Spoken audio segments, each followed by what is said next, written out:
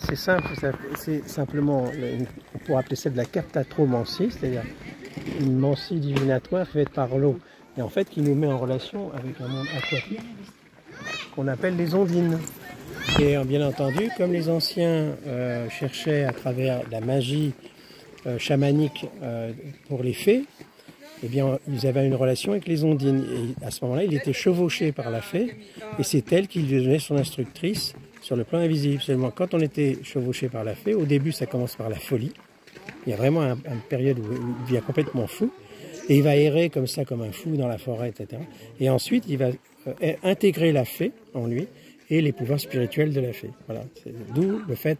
Mais il y a un danger dans ce système-là, qui aujourd'hui, on sait que les fées ne veulent plus rencontrer les humains, ils sont trop pollués. Voilà. Donc, ce qu'on peut dire sur le miroir au feu. Après, il y a le petit pont. Et puis après le petit pont, là en face, il y a l'arbre d'or.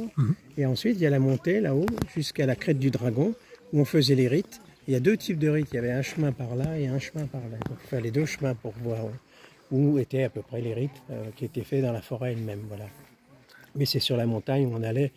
Alors, ce qu'on peut dire simplement, c'est que pourquoi on a choisi ce lieu, notre Ranteuc, c'est que c'est un point très culminant et qu'il y a environ 12 000 ans ou 13 000 ans, quand l'Atlantide a été terminée, il a fallu qu'ils trouvent des points en hauteur pour se... Voilà, donc ça vient de ça en fait. Très bien, Rodrigo. Eh bien, le miroir au fait en Brocéliande.